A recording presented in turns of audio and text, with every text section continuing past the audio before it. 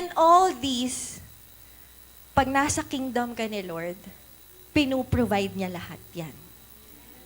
So, ito po yung mga example niya. Number 1, physiological need, pagkain, tubig, tirahan. Sabi dito, yung Israel sa disyerto, ito yung katunayan na ang Diyos ay nagpo-provide ng ating physiological needs.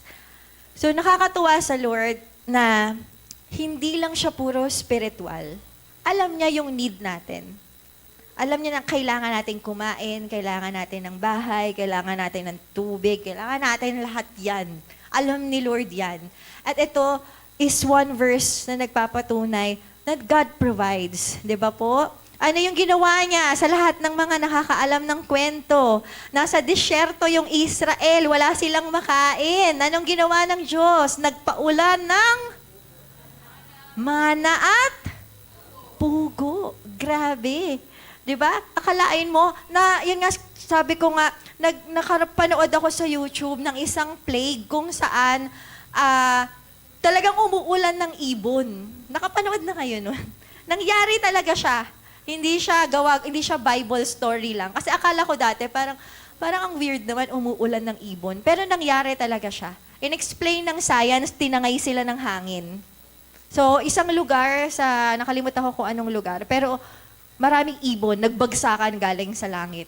Yung isa pa isda, umuulan ng isda. So, nangyari siya. God provides. Amen? Sino makakapagpatotoo sa buhay niya na nangyari sa kanya yun? Amen? Konti naman. Sino sa inyo naka-experience na malapit na kayong putulan pero nakapagbayad ka? Diba?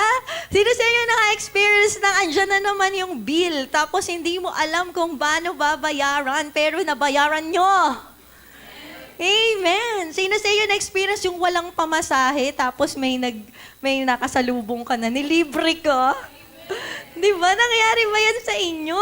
God provides.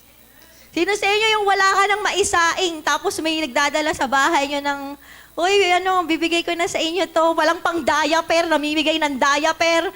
Nangyari na ba yan? Amen. Walang pampagamot, nagbibigay ng pampagamot. Walang pampa-check up, nagbibigay ng pampa-check up. Di ba po?